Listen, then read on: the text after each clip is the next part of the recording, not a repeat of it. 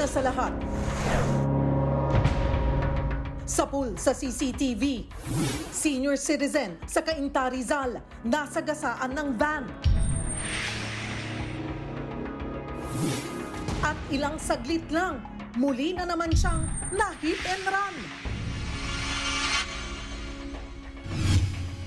Ang iba pang detalye ng disgrasyang yan, abangan. Ngayong ika-25 araw ng Nobyembre taong 2024. VP Sara binansagang self-confessed mastermind matapos ibunyag na may kinontrata siyang hitman para patayin sina Pangulong Bongbong Marcos. Padadalhan na siya ng sapina ng NBI. PBBM bumuelta sa banta ni VP Sara. Yang ganyang kriminal na pagtatangka ay hindi dapat pinapalampas. Yan ay aking papalagan. Sagot naman dyan agad ng bise. Papalagan ko din yung ginagawa nila sa akin. Nagkatensyon din kanina sa Kamara kung saan nakipagsagutan na naman si VP Sara sa mga kongresista. Dapat gano'n, pero dapat pakinggan mo na. Si Speaker Martin Romualdez pumalag na rin. Detention order ng Kamara kay OVP Chief of Staff Zulaika Lopez na extend pa ng 10 araw. Pero nanatili pa rin siya sa ospital. Pagbabanta ni VP Sara kay Pangulong Marcos naging headline din ng iba't ibang bansa. Sa sports, Gilas Pilipinas pasok na sa FIBA Asia Cup matapos nating lampasuhin ng Hong Kong. Big trade alert naman sa PBA. Terence Romeo at Vic Manuel ng San Miguel lipat bahay na sa terra firma. At eto na ang mainit sa showbiz. Mrs. ni Chito Miranda na si Neri Naig, inaresto raw.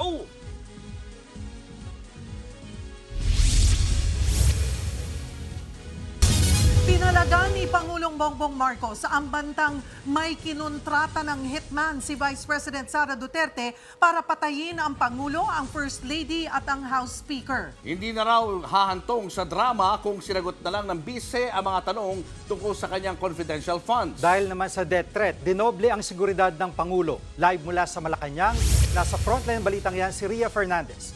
Ria, gaano kahigpit ang ginawang seguridad dyan? Jiggy, isa-isang ininspeksyon ng mga sasakyang papasok dito sa palasyo. Kanina, nasa 3 minuto ang haba ng tugon ni Pangulong Bongbong Marcos sa anyay nakababahalang banta sa kanilang buhay ni Vice President Sara Duterte. May kinausap na ako na tao. Sinabi ko sa kanya, kapag pinatay ako, patayin mo si BBM, si Lisa Araneta at si Martin Romualdez. No joke. No joke. Ang pagbabantang yan ni Vice President Sara Duterte, hindi pinalampas ni Pangulong Bongbong Marcos. Kung ganun na lang kadali ang pagplano sa pagpatay ng isang presidente, paano pa kaya ang mga pangkaraniwan na mamamayan? Yang ganyang kriminal na pagtatangka ay hindi dapat pinapalampas. Yan ay aking papalagan. Ayon sa Pangulo, tungkulin niyang pangalagaan ng konstitusyon at ang mga batas ng bansa. Kaya hindi raw tamang pigilan ng mga halal ng bayan ang paghahanap ng katotohanan. Hindi na sanang hahantong sa ganitong drama kung sasakodin lamang ang mga lehitimong katanungan sa Senado at sa House of Representatives. Ang katotohanan ay hindi dapat itokhang. Imbis na diretsahang sagot, nililihis pa sa kwentong chicheria. Nag-ugat ng banta ni VP Sara nang tangkaing ilipat ang Chief of Staff niyang si Zulaika Lopez sa Women's Correctional Facility. Nakapiid si Lopez sa Kamara kaugnay ng investigasyon sa confidential funds ng opisina ng bise. Giit ng Pangulo, 12 taon din siyang nanungkulan sa Kamara at Senado, kaya ginagalang niya ang independence nito. Kailangan manaig ang batas sa anumang sitwasyon, sino man ang tamaan. Kaya hindi ko hahayaan magtagumpay ang hangarin ng iba na hatakin ang buong bansa sa burak ng politika. Dahil sa death threat ni VP Sara, mas hinigpitan ang seguridad sa Malacanang. Isa-isang binusisi ang mga sasakyan pagpasok ng compound. In-adjust din ang protocol para sa kaligtasan ng Pangulo. I-double natin yung security ng President, lalo sa mga upcoming activities niya, mas iligting natin yung security. Wala pa naman daw na pag-uusapan kung lilimitahan ba ang mga aktibidad ni PBBM Pagsusuotin siya ng bulletproof vest o lalagyan ng bulletproof glass ang presidential podium gaya ng ginawa nila noon kay dating Pangulong Rodrigo Duterte. Unang sinabi ng Presidential Security Command na sineseryoso nila ang banta sa Pangulo at sa First Family. Itinuturing daw itong usapin ng national security. Nakikipag-ugnayan na sila sa mga law enforcement agency para matukoy at mapigilan ang anumang panganib sa Pangulo at sa First Family. Ayon naman kay VP Sara, sasagot siya sa pagpalag ni PBBM kapag nabasa na ang buong statement ng Pangulo. Papalagan ko din yung ginagawa nila sa akin. Diba? Pumalag nga yung buong bayan nung pinatay ng pamilya nila si Benigno Aquino Jr.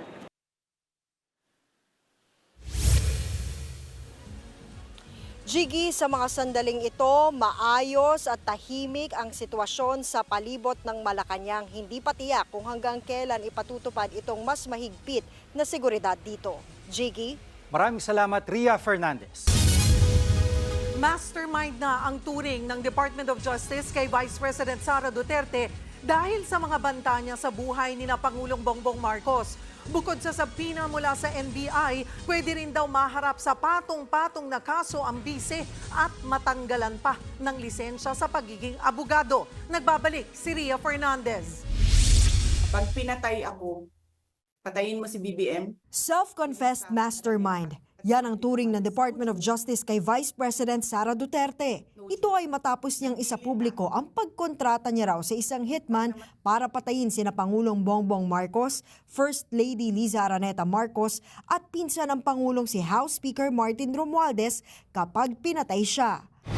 The premeditated plot to assassinate the president as declared by the self-confessed mastermind will now face legal consequences. Nakumpirma ng National Bureau of Investigation na tunay ang online video ng bise kung saan niya sinabi ang death threat. Pero hindi raw nila inaresto si VP Sara bilang courtesy. Gayunman, hahainan nila ng sabina ang bise bukas para magpaliwanag. We are giving her chance, due process, to answer yung ibinibintang sa kanya. No, this is by way of subpoena, and we will ask her to appear before our office within 5 days from today.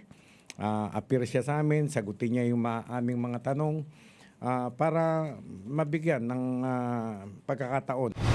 Ayon pa sa DOJ, gagamitin din nila ang buong puwersa ng pamahalaan para matunton ng sinasabing hitman na pumayag sa utos ng bise. Marami rin posibleng kaharaping kaso si VP Sara, gaya ng grave threat at sedition. Pwede rin daw siyang madisbar dahil bukod sa death threat, nagpakilala siyang abogado ng kanyang Chief of Staff na si Zuleika Lopez. Hindi kasi pwedeng mag-abogado ang isang Vice President, lalo pat dawit din siya sa issue. Ipinauubayan naman sa Kongreso ang usapin ng impeachment. Hindi po maaring isang tabi lang yan at kailangan po ng ating gobyerno na kumilos dahil po ang isang halal na Pangulo ay binigyan po ng banta ng isang mataas ding opisyal ng gobyerno na may kakayahan din na gawin ito. May investigasyon na rin ang PNP-CIDG. Kung totoong baka naman walang hitman o baka naman yan ay figure of speech na naman. So, yun ang ating mga titingnan dyan. Una nang kumambyo si VP Sara at sinabing hindi siya nagbanta sa Pangulo at pamilya nito. Ipinaliwanag niya lang daw ang banta sa kanyang seguridad. Wala raw siyang mapapala kung papatayin ng Pangulo. Pero wala nga ba? If ever this threat of assassination actually happens or is accomplished, she is the ultimate beneficiary. She is the beneficiary of the death of the president. Tiniyak naman ng DOJ na poprotektahan din ng bise kung may death threat nga siya. Pero sa ngayon, wala raw silang namomonitor na banta. Bagay na sinagot ni VP Sara. They really do not consider the threat to the Vice President as anything of a concern. So, what kind of country is this? Hindi ba kaparte ng gobyerno ang Vice President? Hindi ba ako binoto ng mga tao? Hindi ba ako ang Vice President ng buong Pilipinas, ng lahat ng mga Pilipino? Nagbabalita mula sa Frontline, Ria Fernandez, News 5. Iimbestigahan ng PNP kung may nalabag ba ang mga pulis na kasama sa pagdadala sa ospital sa Chief of Staff ni Vice President Sara Duterte na si Attorney Zulaika Lopez. Naging mainit ang kanilang konfrontasyon kay VP Sara nang makipagmatigasan ito sa pagdadalahang ospital. Nasa frontline ng balitang yan, si Brian Castillo.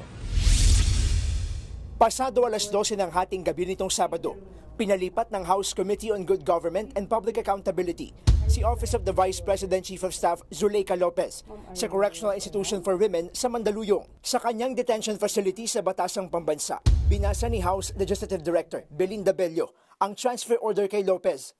Ibabasahin na po namin, ma'am, yung order na naka-arrest naman po. Ma'am, okay, ma'am. Ito, ma'am, tig-isa po ulit tayo. Yes, ma'am. Do I need my lawyers to be present? Hindi naman po, ma'am. Hindi naman po. I really This like time. my lawyers to be present, ma'am. Tumawag si Lopez sa kanyang boss na si Vice President Sara Duterte. Pagdating ng bise, binasa muli ni Bello ang utos at nakiusap siyang sundin ito. Ma'am, no, we're just reading po the order. Apo. Nagmatigas si VP Sara. Sa House Detention Facility lang daw dapat dinadala ang mga may contempt order at hindi sa correctional.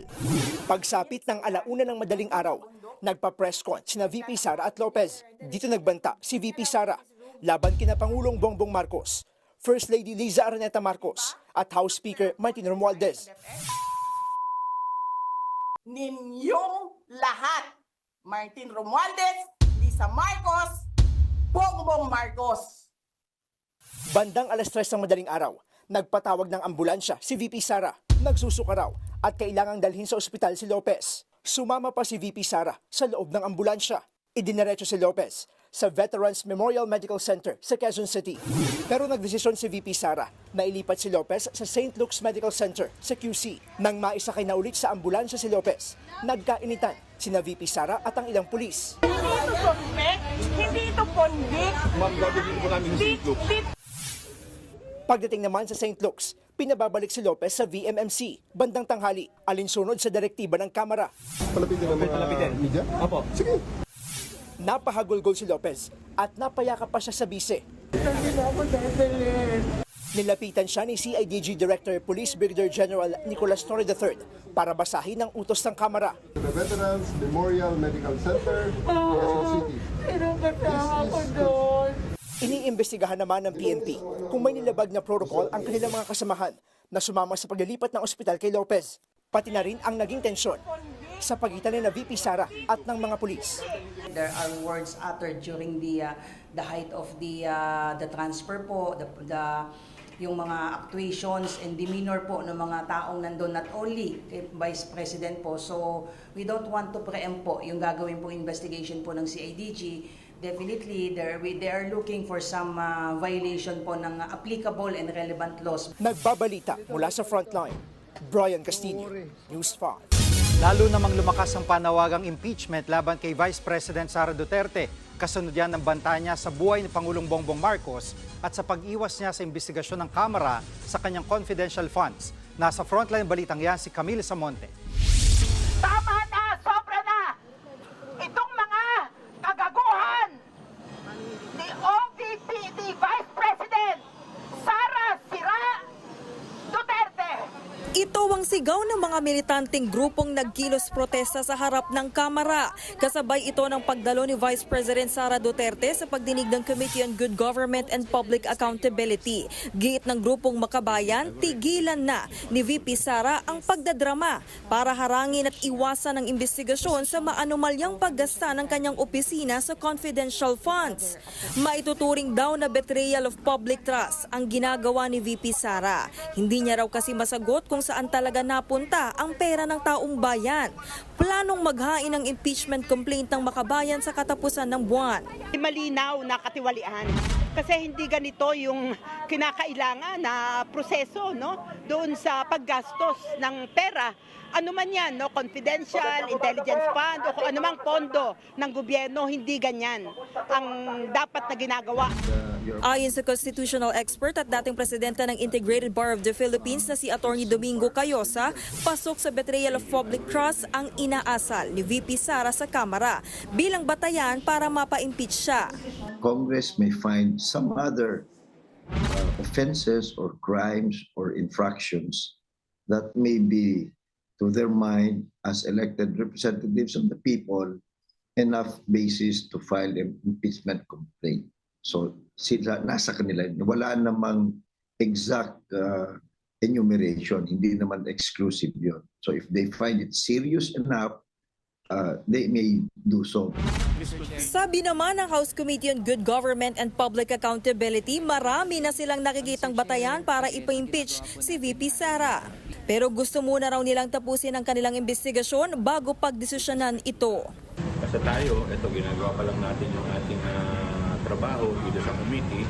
So, pag nag-conclude na, that's the time na pag-uusapan namin mga miyembro kung ano magiging laman o content ng aming committee report.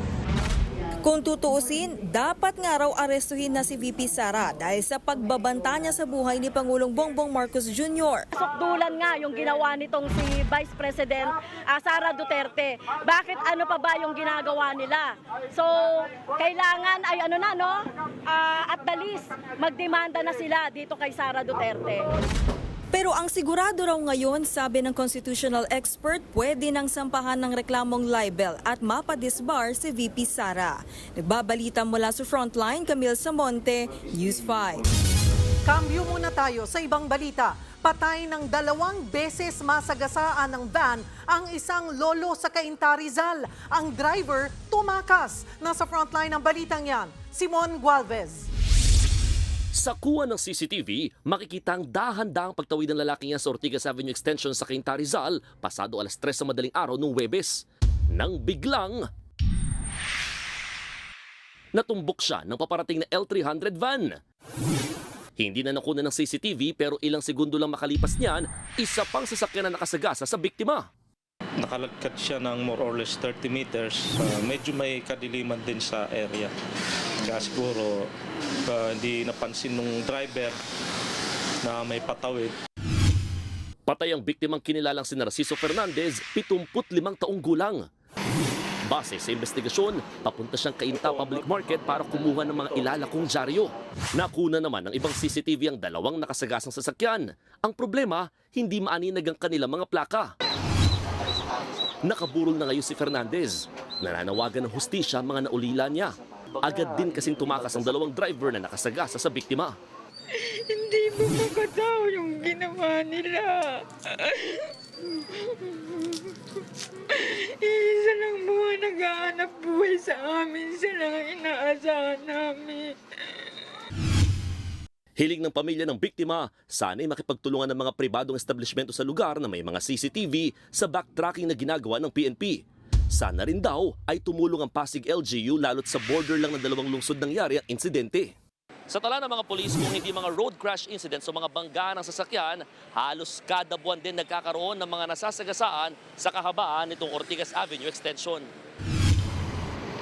Nang balikan ng aming team ang pinangyarihan ng insidente, may footbridge naman pala sa lugar. Pero iniisnab pa rin ito ng mga pedestrian. Bagay na sinisita naman daw ng mga otoridad doon. Nagbabalita mula sa Frontline, Mon Gualvez, News 5. Nagtitiis sa evacuation center ang nasa 2,000 pamilyang nasunugan sa Isla Puting Bato sa Maynila. May hinimatay na dahil sa siksikan. At live mula sa Tondo, Maynila, nasa frontline ng balitang yan, si Dave Abuel. Dave, kumusta na ang mga residente dyan?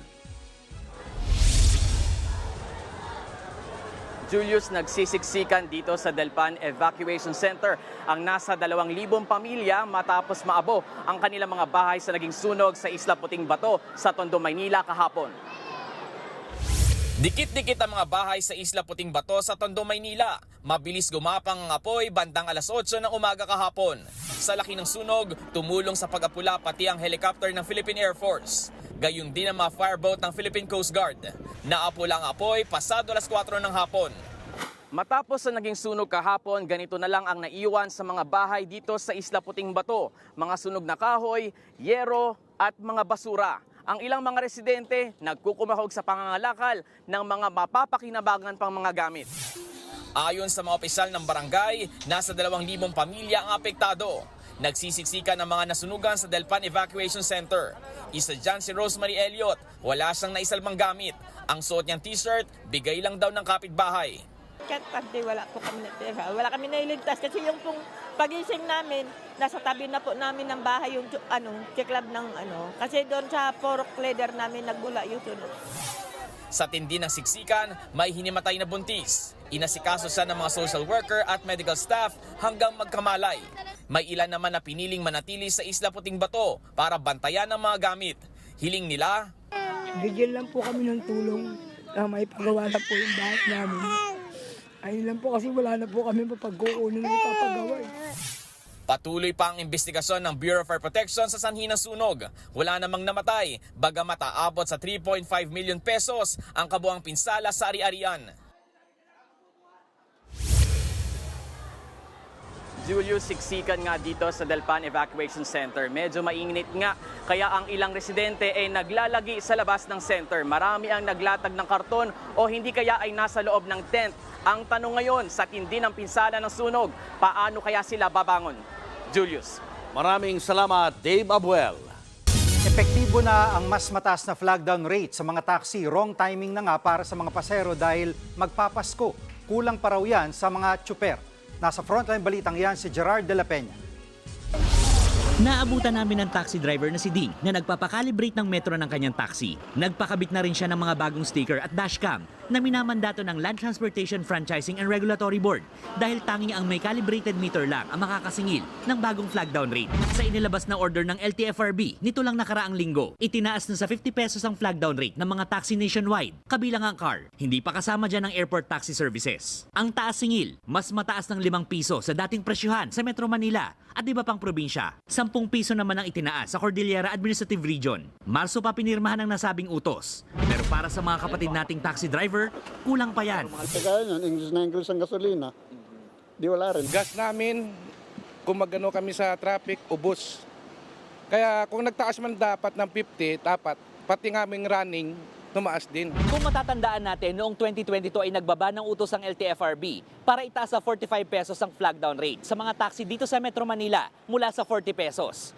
Inalmahan niya ng grupo ng mga taxi operator dahil 60 pesos talaga ang request nila na sa tingin nila ay tama lang dahil tumaas na ang presyo ng gasolina at mga spare parts ng sasakyan mula noong 2017 kung kailan huli nagtaas ng flag down rate. Dahil sa maliit na kita at mahal na presyo ng gasolina, may mga namimili na lang ng pasahero. Ang kailangan talaga ng driver is yung 60 pesos for them to survive.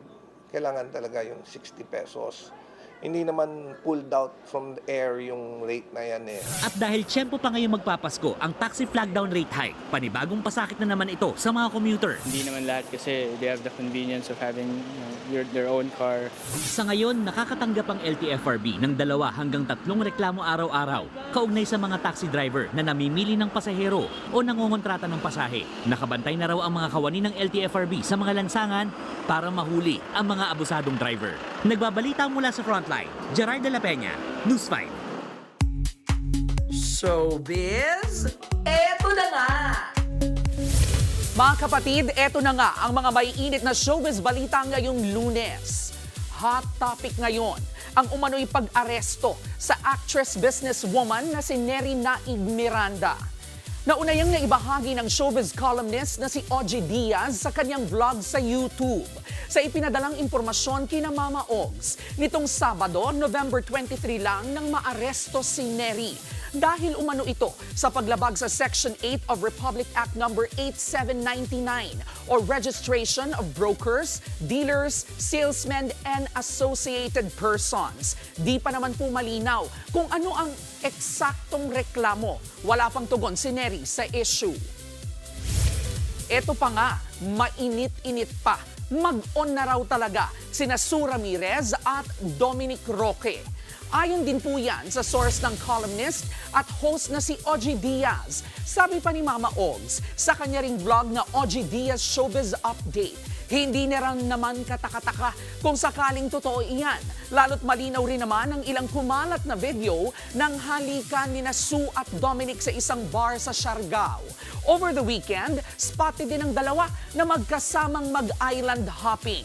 Wala pang direktang kumpirmasyon sina Sue at Dominic sa estado ng kanilang relasyon.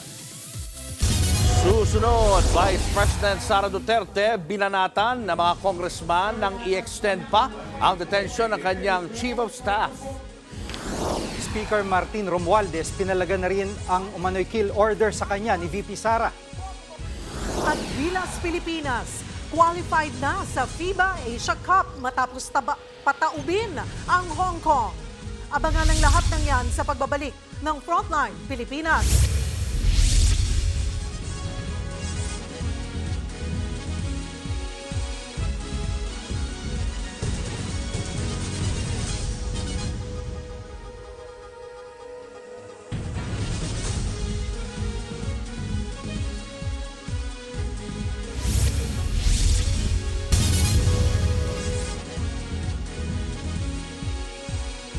Mga kapatid, Julius Babaw po, nasa Middle East o saan mang dako ka ng mundo, manatiling may alam at may pakialam sa mga mainit na balita dito sa ating bansa.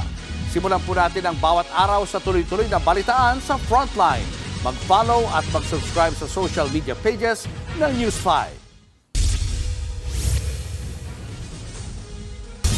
Matapos ang gulo sa paglilipat kay OVP Chief of Staff Zuleika Lopez, naging mainit naman ang sagutan ni Vice President Sara Duterte at ilang kongresista matapos siyang humarap sa pagdinig tungkol sa paggasta sa confidential funds ng OVP at ng DepEd. Live mula sa Batasang Pambansa, nasa frontline na balitang yan si Marian Enriquez. Marian, anong nangyari sa pagdinig ng Kamara ngayong araw? Yes, Julius, humarap na nga ulit si Vice President Sara Duterte dito sa Kamara sa investigasyon nga ng kanyang confidential funds at sa kauna-unahang pagkakataon ay nanumpa na rin sa wakas si Vice President Sara Duterte ngayong ikapitong hearing. Sa pag-uumpisa ng pagdinig ng House Committee on Good Government, natalakay ang nangyaring gulo noong weekend dahil sa paglilipat sa Chief of Staff ni Vice President Sara Duterte na si Attorney Zuleika Lopez. Hindi nakadalo si Lopez sa pagdinig ngayong araw dahil sa acute stress disorder. Pero pagtataka ni House Deputy Speaker J.J. Suarez, totoo po na meron po siyang certificate of confinement. Kasi lang hindi po naman po sinasabi dito ng kanyang mga doktor na hindi po siya physically incapable of attending today's hearing. ngayong araw dapat matatapos ang pag-contempt kay Lopez. Pero nagmosyon si ACT Teachers Party List Representative Franz Castro na palawigin pa ito ng 5 pang araw. Wala na po tayong... Mr. Chair,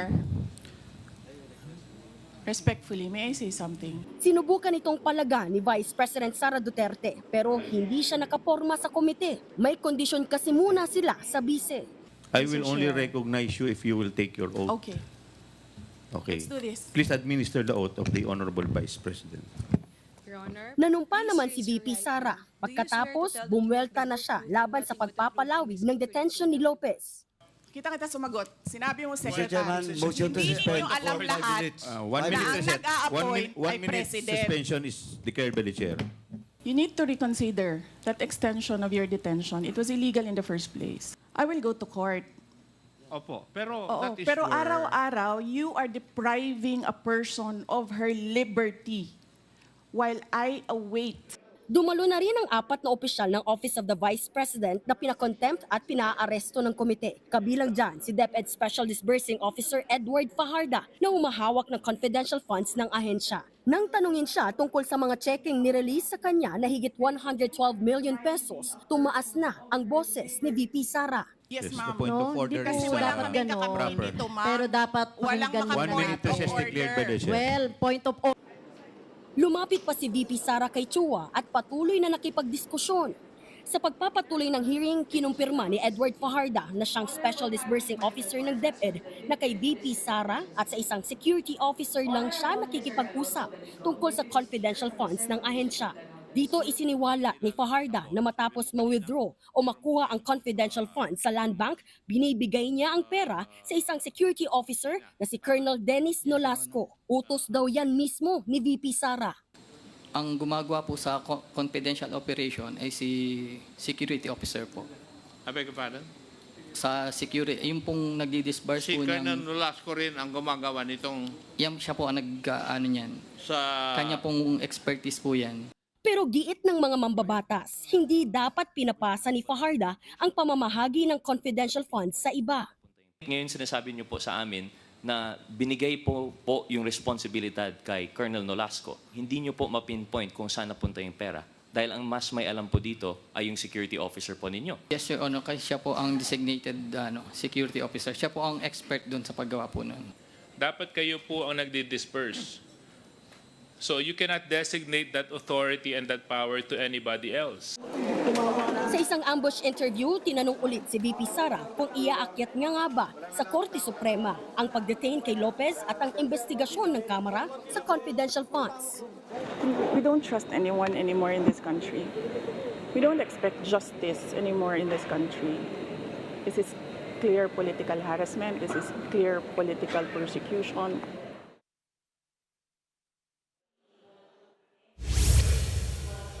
Julius, mag-aalas 6:30 nga ngayong gabi nang magpaalam itong si Vice President Sara Duterte dito sa komite para samahan yung kanyang Special Disbursing Officer na si Gina Acosta papunta nga dito sa Veterans Memorial Medical Center. Ito'y matapos nga makaranas itong si Acosta na nga matinding nerbiyos. Pero bago nga nito, kinumpirma ni Acosta na meron nga talagang pamilya Piatos sa Davao. Pero particularly itong Mary Grace Piatos ay hindi niya nga matukoy. Samantala, pinaimbitahan na rin ng komite itong ang isang security officer na si Colonel Dennis Nolasco na siya umanong inutusan ni VP Sara na humawak at magpamigay ng confidential funds ng DepEd. Balik sa'yo. Maraming salamat, Marian Enriquez. Hindi raw may tuturing na biro ang pagbabanta ni VP Sara Duterte sa buhay ng Pangulo, ng First Lady at House Speaker Martin Romualdez. Dagdag pa ni Romualdez, gusto lang ilihis ng bise ang usapin sa maanumalyang paggasta ng confidential funds ng OVP. Nasa frontline balitang yan si Camille Samonte. Pinalagan ni House Speaker Martin Romualdez ang pagbabanta ni Vice President Sara Duterte sa kanyang buhay at ni na Pangulong Bongbong Marcos Jr. at First Lady Liza Araneta Marcos. Giit ni Romualdez, mapanganib ang mga pahayag ng bise at maituturing na direktang banta sa seguridad ng ating bayan. Hindi na to biro. Hindi na to normal na panalita. Isa itong direktang banta sa ating demokrasya, sa ating pamahalaan, at sa seguridad ng bayan. Malinaw din daw na diversionary tactic lang ang ginagawa ni Inday Sara dahil iniimbestigahan ang confidential funds ng OVP. Kung wala kang itinatago, bakit hindi sagutin ang mga tanong? Karapatan ng taong bayan na malaman ang katotohanan. Sabi pa ni Romualdez, dapat manindigan ang lahat ng kongresista para protektahan ang Kamara bilang institusyon. To mock our protocols, to defy our orders, and to malign our leaders is to disrespect the Filipino people who elected us to serve. Pagkatapos magtalumpati, sama-samang nagpa-picture kay Speaker Romualdez sa mga congressman kasama si Pampanga Representative Gloria Arroyo. Kilalang malapit kay VP Sara si Arroyo na matatanda ang nagkudeta noon laban kay dating Speaker Pantaleon Alvarez. Nagbabalita mula sa Frontline, Camille Samonte, News 5.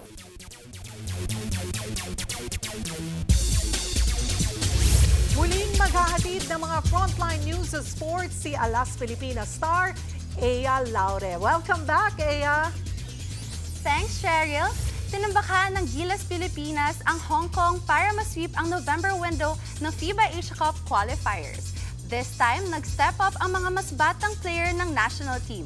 Nasa frontline ng balitang yan, si Ian Suyu.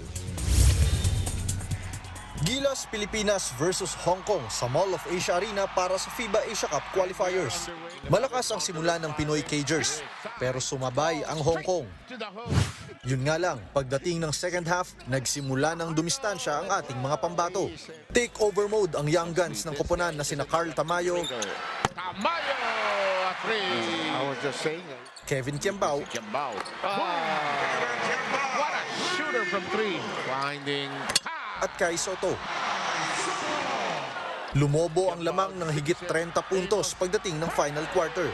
Final score 93-54 para sa Gilas. Nag-stand out si Tamayo at nag-ambag ng 16 na puntos at 5 rebound.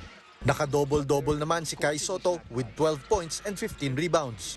Ayon kay Gilas coach Tim Cone, testing ground ang laban para mas palakasin pa ang kanilang mga batang player. When the ball moves, I think everybody feels like they're involved, and it carries over to the defensive side as well. That's what we're looking for our young guys. We want to use their total game. Dahil sa panalo, na-sweep ng Gilas ang November window ng torneo.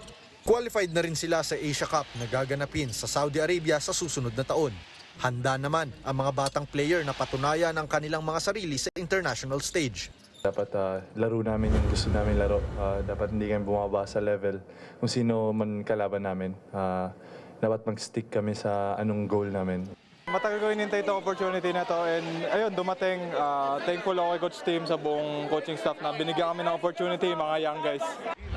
Muling sasabak ang Gilas sa nalalabing window ng qualifiers sa Pebrero sa susunod na taon. Nagbabalita mula sa Frontline, Ian Suyu, News 5. Susunod, Senator Amy Marcos, ano kaya reaksyon sa banta ng kaibigan niyang si VP Sara na papatayin umano ang kanyang kapatid? Sa PBA, Terence Romeo at Vic Manuel ng San Miguel na trade sa Terra Firma. At Troy Rosario naman, Hinebra na. Yan at iba pa sa pagbabalik ng Frontline Pilipinas.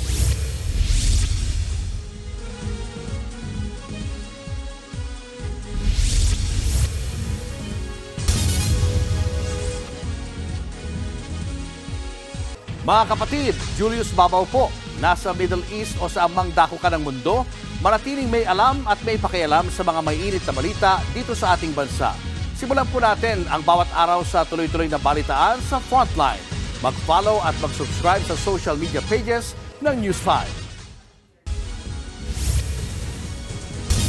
Pinalawig ng Kamara ng 10 araw ang detention order kay OVP Chief of Staff Zulaika Lopez na nananatili pa rin sa ospital.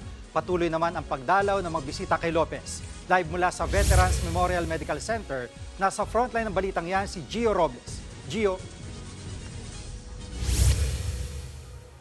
Jiggy, bago yan, bandang alas 7 kanina nang makabalik na dito o makarating si Vice President Sara Duterte dito sa VMMC matapos nga isugod si Office of the Vice President Special Disbursement Officer Gina Acosta. Kanina dito, dumaan sa atin si Vice President Sara Duterte pero tumanggi na siyang magbigay ng pahayag. Sa ngayon, isinugod sa emergency room itong si Acosta matapos tumaas ang presyon sa kalagitnaan nga ng House hearing kaugnay nga doon sa confidential funds ng DepEd. Samantala, Jiggy, binabantayan naman natin ngayon kung ibabalik sa detention facility ng Kamara ang Chief of Staff ni Vice President Sara Duterte na si Attorney Zulaika Lopez sakaling makalabas siya dito sa Veterans Memorial Medical Center. Kasunod ito ng pagpapalawig nga sa kustodiya ng Kamara kay Lopez na magtatapos sana ngayong araw.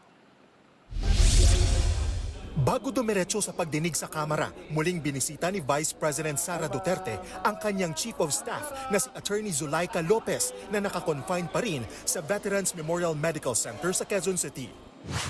Nakapanayam pa ng media si VP Sara dito sa VMMC. Muli umanong nag-breakdown si Lopez nang malamang aalis si VP Sara. Sinasabihan niya lahat ng tao na lumalapit sa kanya, wala akong tiwala sa inyo. I-lock niyo yung door, wag niyo siya palabasin. Wag niyo ako daw, wag niyo palabasin si Inday Sara. Matatandaang ililipat sana sa Women's Correctional sa Mandaluyong si Lopez mula sa detention facility sa loob ng batasang pambansa pero nagsuka raw ito kaya siya dinala sa ospital nitong weekend. Bagaman nasa mabuting kondisyon na si Lopez, iginiit ng pamunuan ng VMMC na patuloy ang kanilang monitoring at isinasagawang test. Yes, nakakausap siya. I understand yung concern na ating mga kababayan about her. Nakakausap siya, which is good.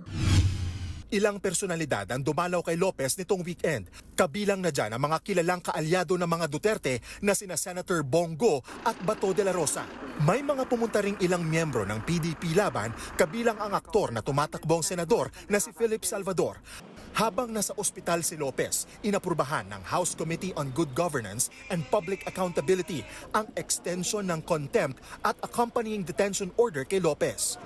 Si ACT Teachers Party List Representative Franz Castro ang naghain ng motion nang hindi makadalo kanina si Lopez sa pagpapatuloy ng pagdinig.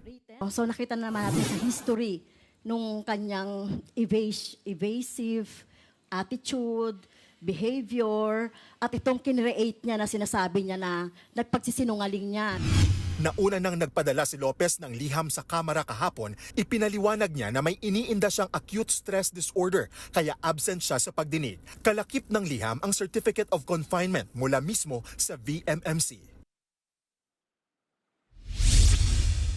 Jiggy, bago tayo umere kanina, kinumpirma sa atin ni Bucor Chief Gregorio Katapang na may nakahanda ng kwarto para kay Lopez sakaling ilipat nga siya sa Correctional Institute for Women kung maglalabas nga ng bagong kautusan ito nga Kamara. Ayon kay Katapang, hiwalay sa mga PDL o persons deprived of liberty ang kwarto ni Lopez na may sariling banyo at air condition din ito. Sa ngayon, wala pang bagong medical bulletin na ilalabas yung mga doktor o pamunuan ng VMMC kaugnay sa kondisyon ni Lopez at kung kailan nga ito madidischarge dito. Jiggy, balik sa iyo. Maraming salamat, Gio Robles. Susunod, tatay sa Cebu, pinagtataga hanggang sa mapatay ang sarili niyang anak. At apat 2 performance sina Bruno Mars at Blackpink Rosé sa Mama Awards, kinadismaya ng fans dahil hindi raw live. Tutok lang mga kapatid, magbabalik pa ang Frontline Pilipinas. Mga kapatid, Jiggy Manikad po, nasa Middle East o saan mang dako ka ng mundo, manatiling may alam at may pakialam sa mga mainit na balita dito sa ating bansa. Simulan natin ang bawat araw sa tuloy-tuloy na balitaan sa Frontline. Mag-follow at mag-subscribe sa social media pages ng News 5.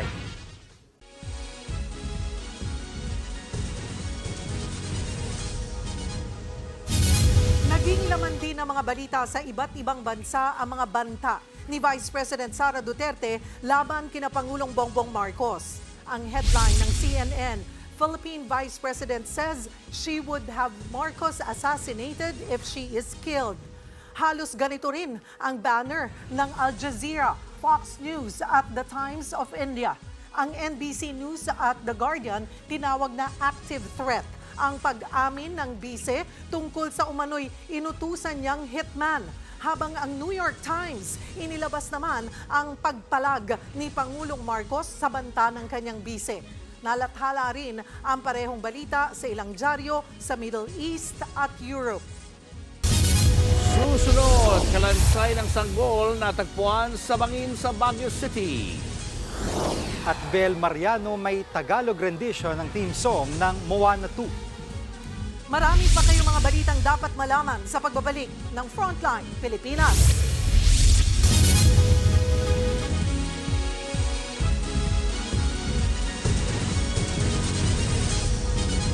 Mga kapatid, Jiggy Manikad po, nasa Middle East o saan mang dako ka ng mundo, manatiling may alam at may pakialam sa mga mainit na balita dito sa ating bansa.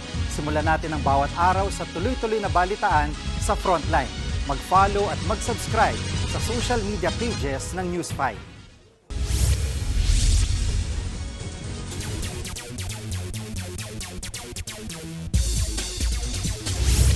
Ilang araw bago ang pagbubukas ng PBA Commissioner's Cup, may pasabog na trade na ang liga sa pagitan ng San Miguel Beermen at Terra Firma G. Mangingibang bakod na sina SMB guard Terence Romeo at big man Vic Manuel papuntang Terra Firma. Nakuha naman ng Beermen sina Terra Firma guard Wami Chongson at Andres Kahili. Sa social media post, sinabi ni Terence na isa raw ito sa pinakamalungkot na yugto ng kanyang basketball career. Hindi niya raw malilimutan ang memories sa SMB. Inanunsyo naman ng Barangay Ginebra na nakuha nila ang unrestricted free agent na si Troy Rosario. Malaking boost siya sa Bruce roster ng Gen Kings ngayong injured na sina Isaac Go at Jamie Malonzo. Huling naglaro si Troy para sa Blackwater Bossing.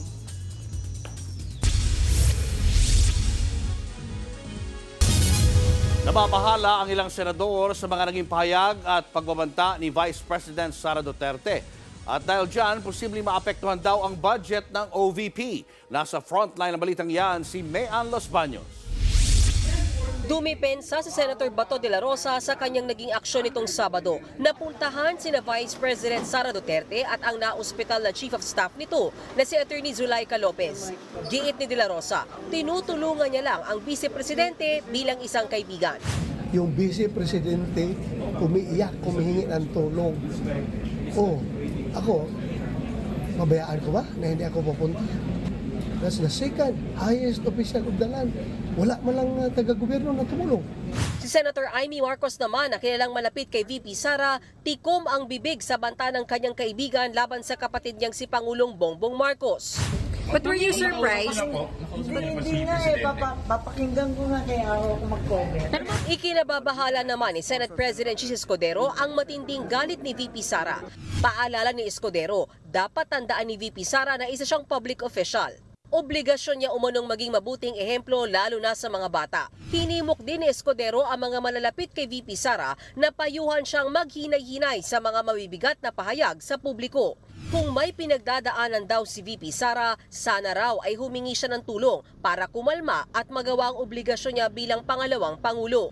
Babala naman ni Senate Minority Leader Coco Pimentel, ang banta at paratang ni VP Sara laban sa Pangulo at iba pang opisyal ay posibleng makaapekto sa budget ng kanyang opisina. Sa huli, ang masusunod ay ang desisyon ng mayorya ng mga senador kaugnay sa kung ano ang gagawin sa budget ng Office of the Vice President matapos ang mga naging aksyon ng pangalawang Pangulo nitong mga nakaraang araw. Pero ayon mismo sa chairman ng Senate Finance Committee na si Senator Grace Poe, hindi dapat nakabatay sa personalidad ang kanilang desisyon kaugnay sa budget ng isang ahensya. Dagdag naman ni Senator Poe, antabayanan na lang ang ilalabas niyang budget report na pinalalagdaan na sa mga senador at isasalang sa period of amendment simula bukas. Nagbabalita mula sa Frontline, Mean Los Baños, News 5. Siniwalat ni Vice President Sara Duterte na nakalis na ng bansa si Attorney Harry Roque. Sa virtual press ko ni VP Sara, alauna ng madaling araw nung Sabado, binanggit niyang umalis na lang si Roque kahit na may iwan nito ang mga anak niya. Higit isang buwan ang pinaghahanap si Roque matapos maglabas ng arrest order ang House Squad Committee dahil sa hindi nito pagdalo sa mga pagdinig kaugnay ng manay pagkakasangkot niya sa ni-raid na Pogo Hub sa Porac, Pampanga. Secretary Harry Roque, ayaw umalis noon sa bansa kasi yung mga anak niya maiiwanan. Pero look at him, umalis na lang. Wala namang payag si Roque kaugnay ng sinabing yan ng bise. Pero ayon sa Bureau of Immigration, nandito pa sa Pilipinas si Roque.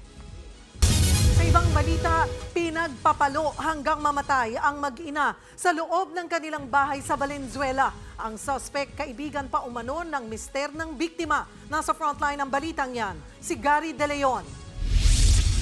Sa ilalim ng kutson sa bahay na ito sa Barangay Balangkas, Valenzuela City, nadat ng duguan at wala ng buhay ang isang batang lalaki. Pagpasok sa kwarto, bumungad naman ang nakabulagtang babaeng may kumot sa ulo. Nang tanggalin yan, duguan siya at may busal sa bibig. Ganyan natagpuan ng mag-ina noong nakaraang Martes. Natuklasan ng krimen sa loob ng bahay na to nang dumating ang estudyanteng anak ng biktima. Una niyang nakita ang kanyang busong kapatid na 6 na taong gulang na lalaki na wala ng buhay. Base sa investigasyon, paulit-ulit na pinalo ng matigas na bagay sa ulo at katawan ng mga biktima hanggang sa mamatay. Onsehan sa droga ang tinitingang anggulo sa krimen. Lalo't nakakulong ngayon ang padre de pamilya ng mga biktima dahil din sa kasong may kinalaman sa droga.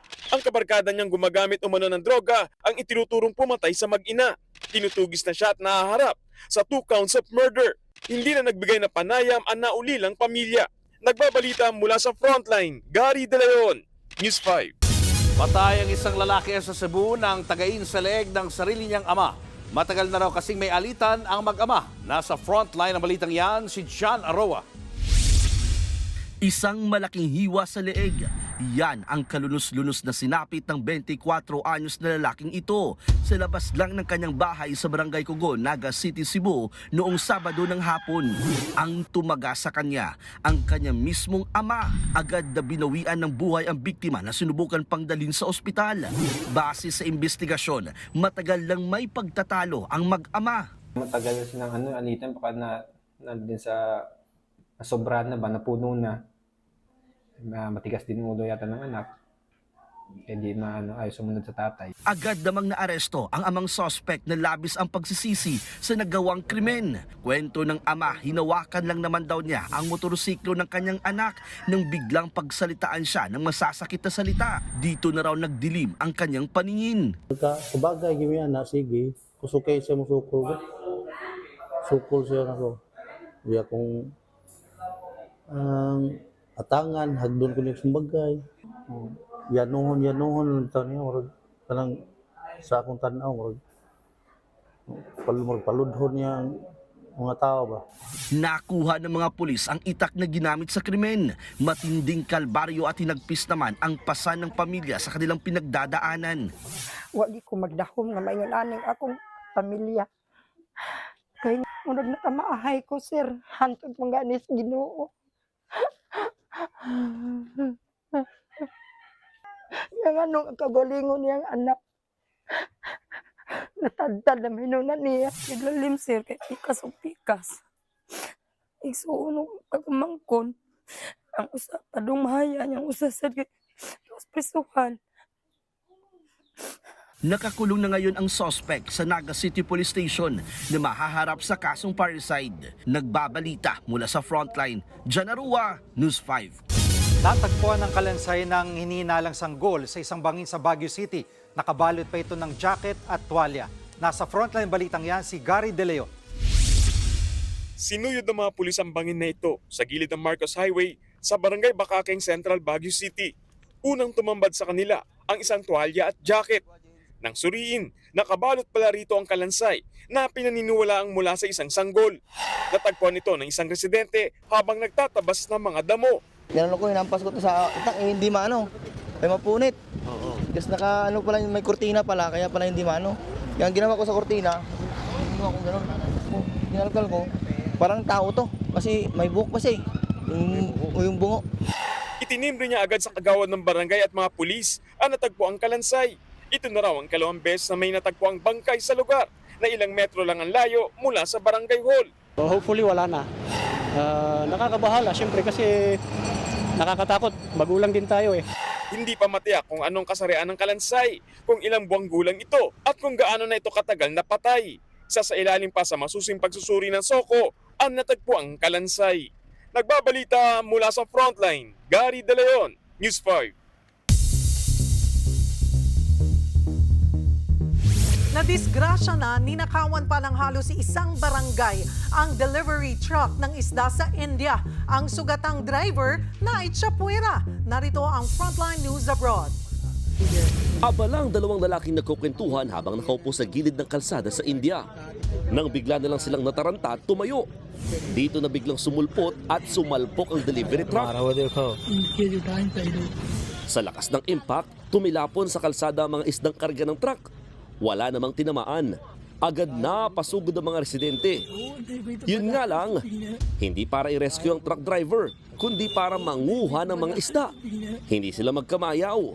Tila na itsapuera na ang sugat ang driver, bagamat nasa ligtas na siyang kalagayan. Base sa investigasyon, magde-deliver sana ang truck sa palengke nang mawalan ito ng kontrol. Nagbabalita mula sa frontline, Mon Gualvez, News 5.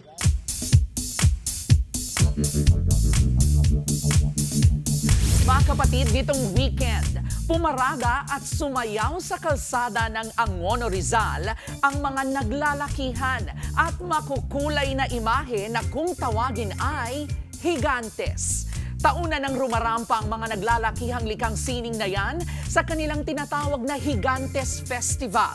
Ginaganap po yan sa linggo bago ang mismong pista ng kanilang bayan tuwing November 23. Pero ang tanong, paano nga ba ito nagsimula?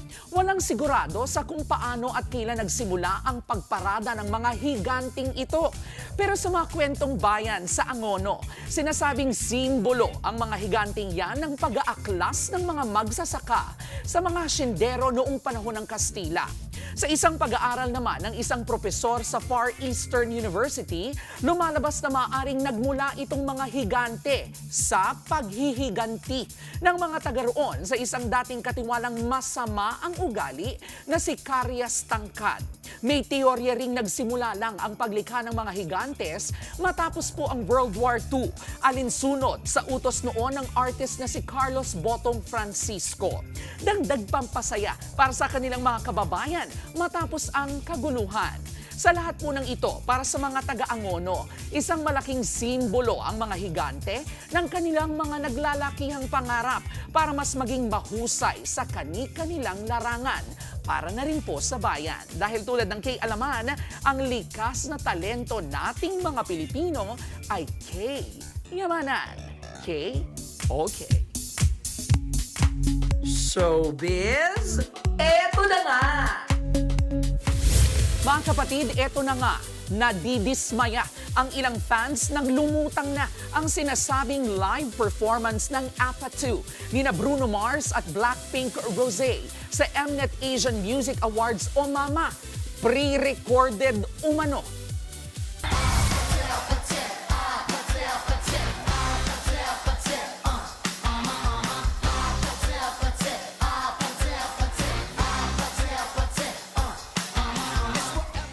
Yan nga po ang sinasabing kauna-unahang live performance ng hit song ni Bruno at Rosé.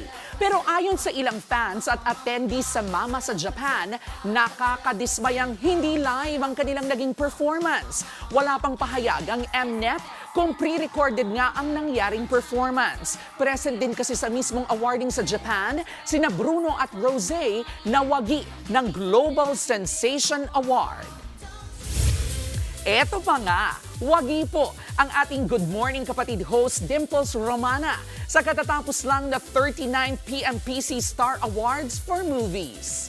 Sa event sa Maynila kagabi, iginawad kay Mama Dimps ang Best Supporting Actress Award. Para po yan sa kanyang naging performance sa pelikulang My Father, Myself. Si Nadine Lustre naman ang nanalong Best Actress para naman sa pelikulang Deleter. Best Actor naman si Baron Geisler para sa pagganap niya sa pelikulang Dollhouse. Ang co-High Street star naman ni Mama Dimps na si Mon Confiado ang nagwaging Best Supporting Actor para naman sa Nananahimik ang Gabi. Susunod, sa pool sa video, bumagsak na eroplano, nasa pool ang isang bahay. Maylene Dizon, may binuking tungkol sa Don Bell sa bago nilang seryeng How to Spot a Red Flag. At iba't ibang grupo nagpasiklaban sa Tinig ng Pasko Choral Competition sa Cebu. Tuloy-tuloy pa ang makabulang balitaan sa pagbabalik ng Frontline Pilipinas. Mga kapatid, Cheryl Cosim po. Nasa Estados Unidos, Canada o saan mang dako ka ng mundo, manatiling may alam at may pakialam sa mga mainit na balita dito sa ating bansa. Simulan natin ang bawat araw sa tuloy-tuloy na balitaan sa Frontline. Mag-follow at mag-subscribe sa social media pages ng News 5.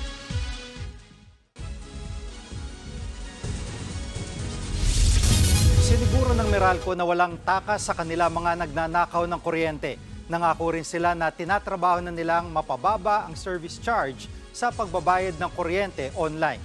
Nasa frontline ng balitang yan si Mean Los Baños. Walang kawala ang mga magnanakaw ng kuryente.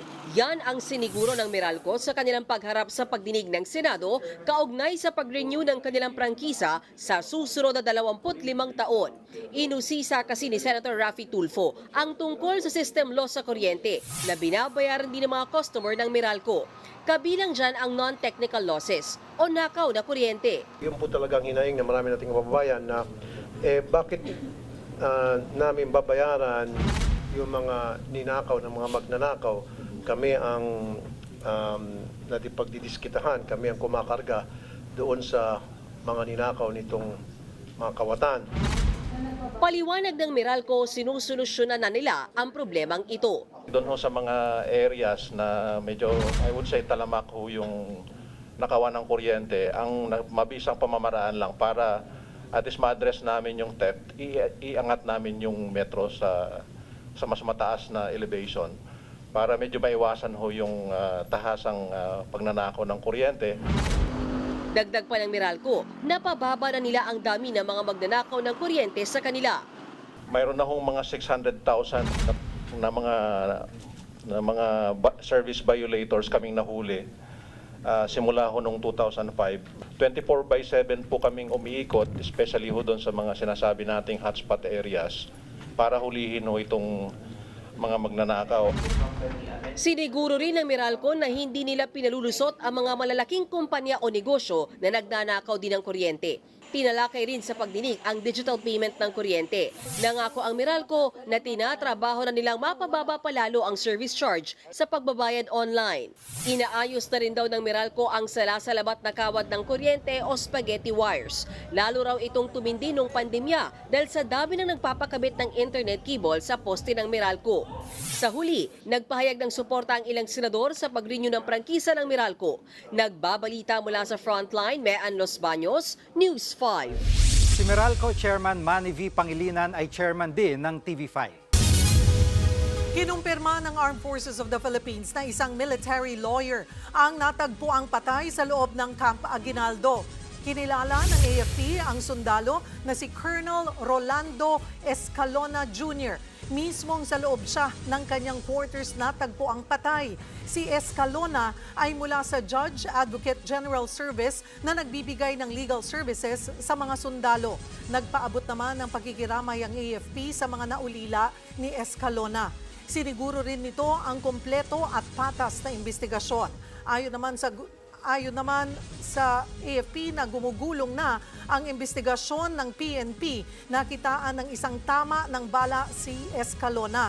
Tumanggi muna ang mga otoridad na idetalye kung ano at paano nangyari ang insidente. So nagkakandak na po ng forensic examination and investigation po ang forensic group, and na-process na rin po nila yung where the incident transpired.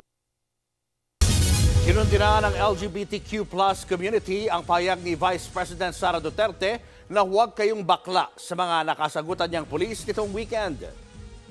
Ano kayo ng lawful orders?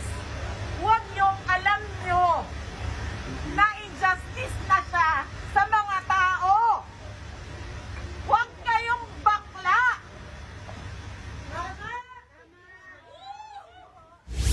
Yan ang sinigaw mismo ng galit na bise ng magkatensyon sa paglilipat sa kanyang Chief of Staff na si Zuleika Lopez. Umani ito ng kabi-kabilang batikos, lalo pat dating sinabi na ni Duterte na isa siyang ally at advocate ng LGBTQ community. Para sa grupong Baghari, isa itong insulto. Cannot claim to be an advocate for the LGBT and then use bakla as an insult sa pang-araw-araw. Kung meron man pong nakaka-insulto sa pangyayari ngayon, hindi po ito yung pagiging miyembro ng LGBT community, kundi ang pagiging isang government official who refuses to be held accountable. Pinasinungalingan ng Armed Forces of the Philippines ang kumakalat na video na nagpakilos na raw sila ng mga sundalo dahil sa tensyon sa politika sa bansa. Tinawag yan na false at misleading ng ahensya. Ang ginamit na video raw ay dati ng operasyon ng AFP. Una nang nagpaalala si AFP Chief of Staff General Romeo Browner Jr. sa mga sundalo na manatiling tapat sa bayan at sundin ang chain of command ng ahensya. Mas kailangan daw na maging tapat sila sa sinumpang tungkulin sa bansa. Ang pahayag ni Browner ay kasunod ng mainit na patutsada ni Vice President Sara Duterte laban kay Pangulong Marcos at kanyang mga kaalyado. As soldiers, we should not be shaken by this. Hindi dapat tayo maapektuhan ng masama dahil dito. Sinabi natin, we are loyal to our country, we are loyal to our flag, we are loyal to our organization, and we are loyal to the Constitution. Tayo loyal sa tao kundi sa posisyon.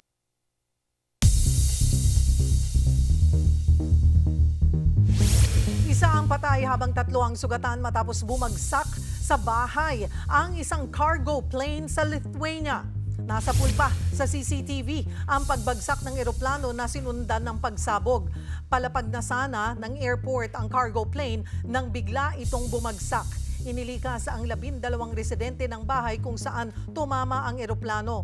Tinitignan ang mga anggulong technical at human error bilang ugat ng plane crash.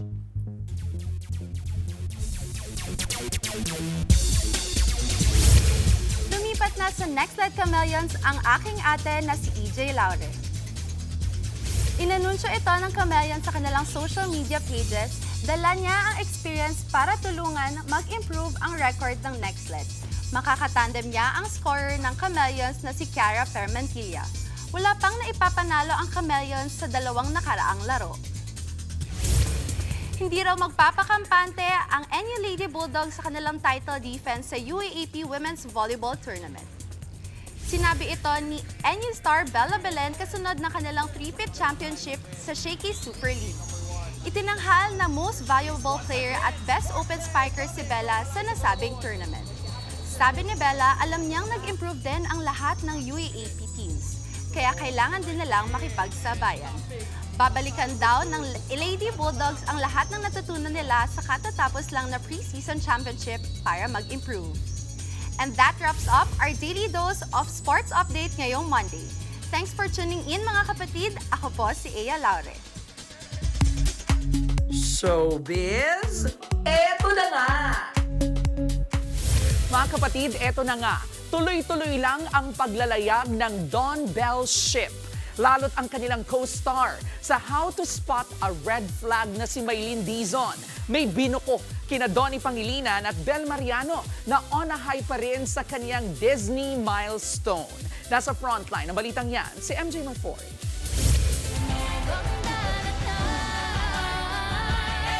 Wow! Belle the Belter? Ganyan nga! Maski siya, nagulat sa makamandag niyang rendition ng Anong Daratnan. Para ito sa highly anticipated Filipino soundtrack ng Moana 2 ng Disney. Hindi ko rin po alam kung paano ko siya nalabas. It was such a fun process actually. It was so light. Because, you know, when I was singing it, I felt like I was at the beach. Sa ating sit-down interview with Belle, kinarir pa nga niya ang Moana look. Bit-bit pa niya sina Heihei at Pua. Nakaka-relate daw siya kay Moana na isang strong Disney princess at hindi damsel in distress. She's really strong and she's really passionate and she'll fight for her island. Malaking bagay din daw kay Belle ang kantahin sa ating wika ang napakalaking awitin para sa Moana 2. Lalo na't maraming batang Filipino ang exposed sa English screen time sa internet. Sana po maparating sa kanila yung message na huwag silang matakot malaman kung ano pa yung kakayanan nila. Mapapanood ang Moana 2 sa November 27 in cinemas. May bagong serye naman si Belle kasama ang ka-love team na si Donnie Pangilinan. Ang How to Spot a Red Flag.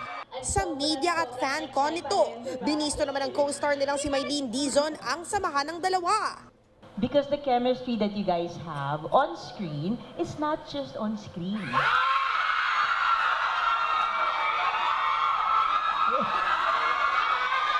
Charot lang yun, di totoo. No, really. I see it even of, yan, yung ganitong mga little gestures na ginagawa ni Don kay Belle, and the way Belle also consults with Don. Halimbawa, yung mga, pwede ko bang kainin tong mushroom? May ganun nangyayari. Napakalandi mong bata. Huli, pero di kulong. Showing na ang How to Spot a Red Flag sa View. Nagbabalita mula sa Frontline, MJ Marfori, News 5. Mga kapatid, 30 days na lang, Pasko na. At yan ang mga balita at impormasyon dapat niyong malaman sa araw nito. Mga balita para sa may alam at may pakialam. Kami ang inyong mga kasangga sa Frontline, Pilipinas.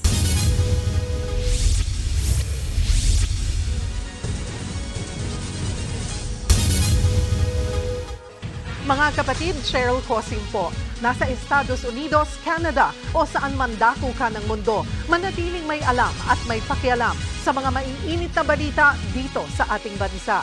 Simulan natin ang bawat araw sa tuloy-tuloy na balitaan sa Frontline. Mag-follow at mag-subscribe sa social media pages ng News 5.